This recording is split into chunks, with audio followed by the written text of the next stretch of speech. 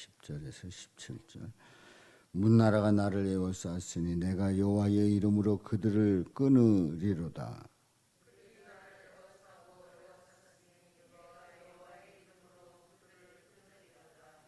그들이 벌들처럼 나를 에워쌌으나 가시덤불에 불같이 타 없어졌나니 내가 여호와의 이름으로 그들을 끊으리로다.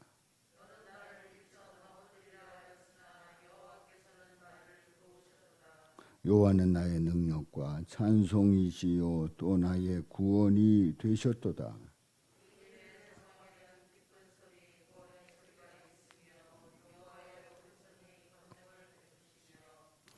여호와의 오른손이 높이 들렸으며 여호와의 오른손이 권능을 베푸시는도다.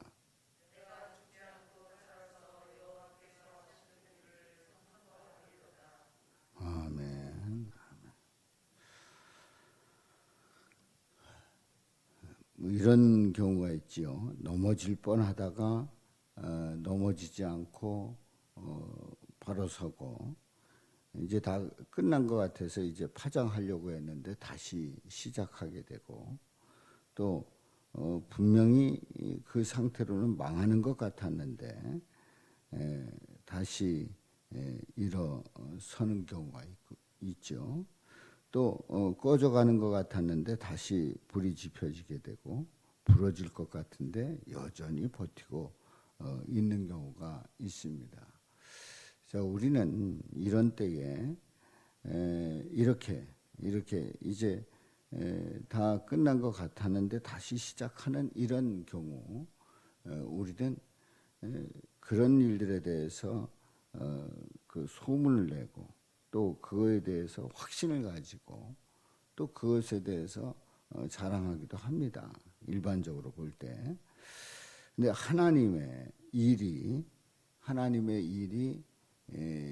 이제 내가 볼 때 우리가 판단할 때 이건 틀렸다 이제 끝난 것 같다 하는데 다시 시작한다고 하면 그야말로 그 일에 대해서 우리는 하나님이 하셨다고 하는 그런 고백을 해야 되겠지요.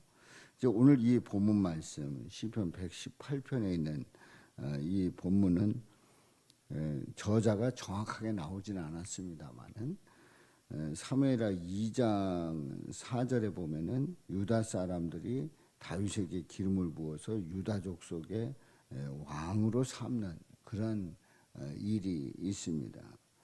자, 그런 가운데서 보게 되면 물론 이제 전체 유다와 이스라엘 모든 족속이 다윗을 왕으로 삼는 건 아닙니다만은 유다 사람들이 먼저 유다 사람들이 유다족 속에서 왕으로 삼습니다.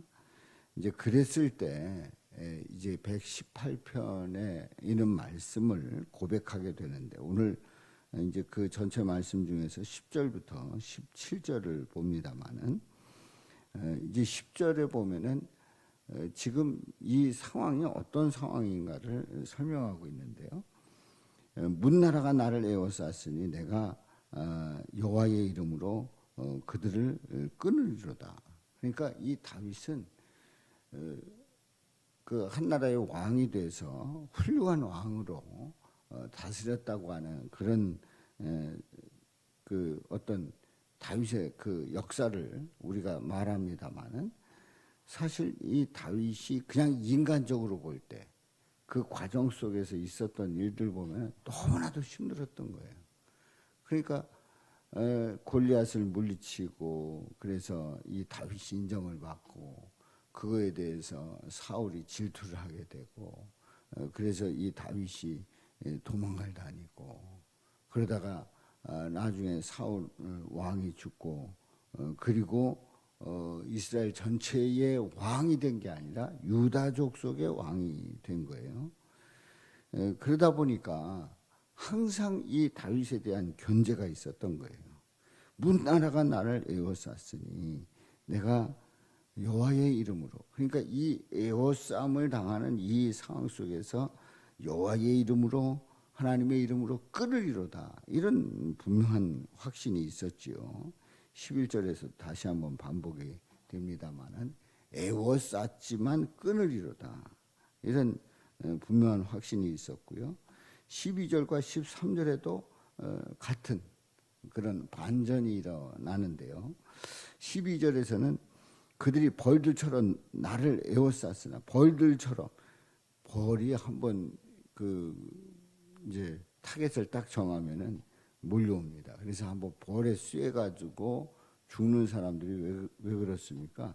한두 마리 와가지고 쐬고 가면은 뭐 그것 때문에 죽지는 않죠. 근데 한번 공격 대상이 돼가지고 한두 마리가 와서 신호를 보내고 그래서 벌집에 있는 모든 벌들이 다 와가지고 한 번에 쏘게 되면 거기에 벌에 쏘여가지고 죽는 사람도 있는 거예요. 실제로 제가 군에 있을 때 한번 벌에 쏘였는데 얼마나 전기 오르듯이 찌릿하고 굉장히 이렇게 고통스러웠던 그 느낌을 지금도 기억하고 있습니다만은 벌들이 에워싸는 거예요. 그래서 한번 벌들이 집중 공격하면 사람이 죽게 되는 거예요. 지금 벌들처럼 나를 에워쌌다는 거죠.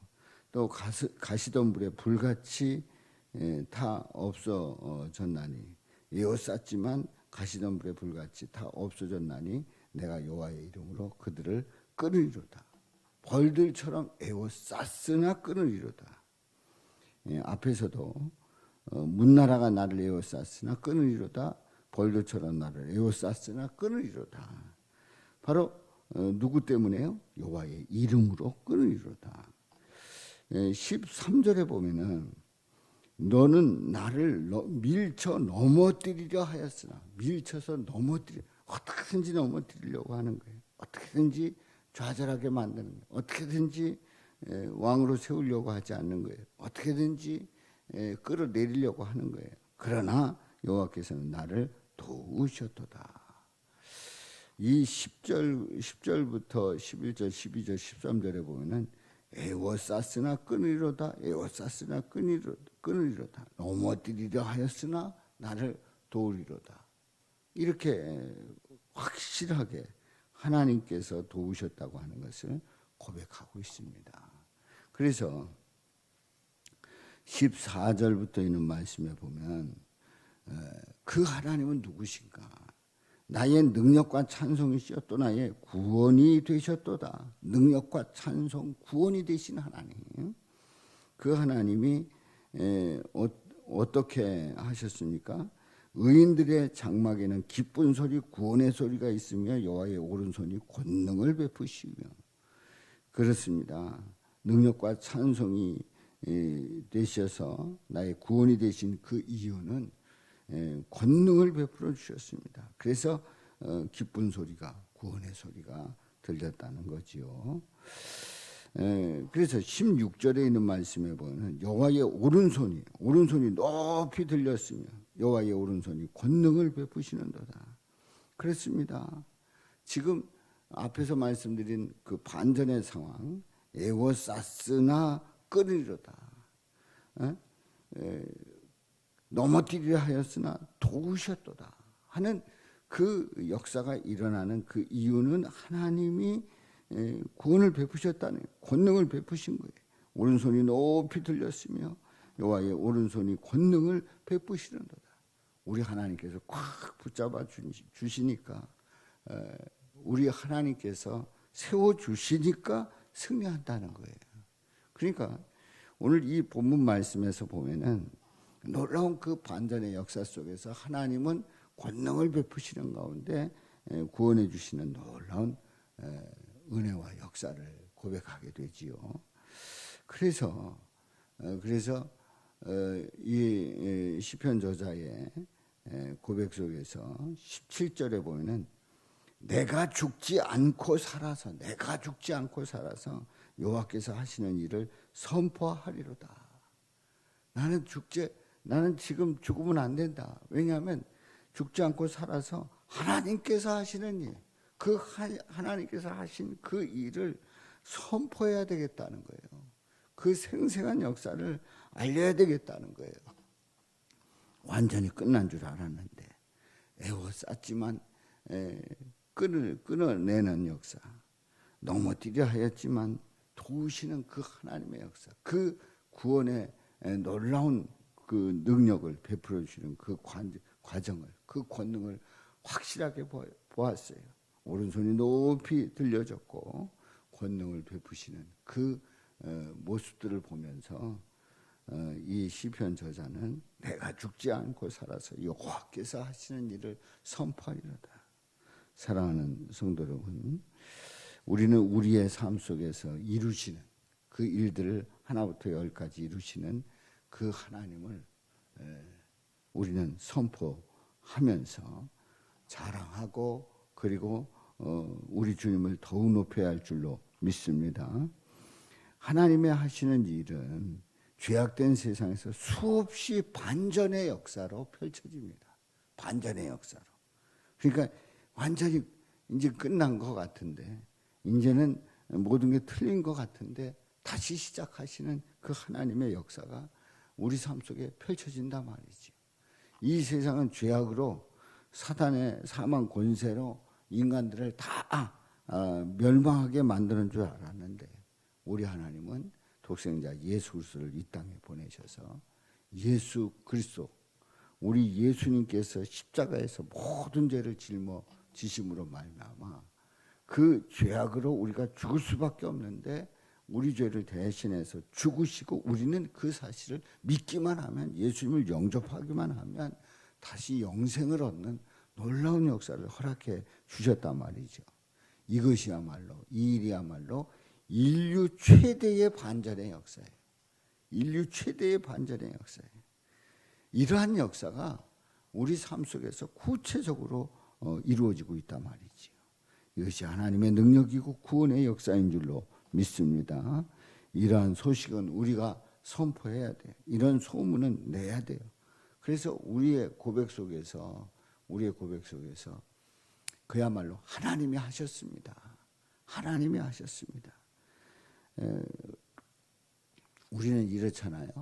우리의 능력 가지고 우리가 이루었다는 그거에 대해서 자랑스럽게 얘기하고 나는 이런 사람이야 하는 것을 나타내고 싶은 것이 인간의 솔직한 마음들이에요. 그래서 우리는 어떤 일을 하게 되면 자꾸 내가 그것을 했다, 내가 능력 있다, 내가 힘이 있다, 이렇게 생각하게 되는 것이, 자동적으로 그렇게 생각하는 게 인간의 속성이에요. 인간의 그야말로 짧은 생각이에요. 그런데 정확하게 말하면 하나님이 하셨습니다. 하나님께서 이루셨습니다. 하나님께서 그 끝나는 그 상황 속에서 다시 시작하게 하시는 반전의 역사가 하나님께서 하셨고, 예수님을 통해서 우리에게 이렇게 구원의 역사를 베풀어 주셨습니다 하는 그 고백이 넘치시기를 주님의 이름으로 축원합니다. 우리의 모든 일들 속에서 누가 하셨다고요? 하나님이 하셨다는 거죠. 그렇습니다. 내가 한 것이 아니라 하나님이 하셨습니다 하는 그 고백이 오늘도 넘치시기를 주님의 이름으로 축원합니다. 오늘도 주님을 찬양하며 믿음으로 나갈 때 하나님이 하셨습니다. 그래서 우리 하나님께서 하신 일을 선포하고 나가는, 자랑하고 나가는 저 여러분들 되시기를 주님의 이름으로 축원합니다.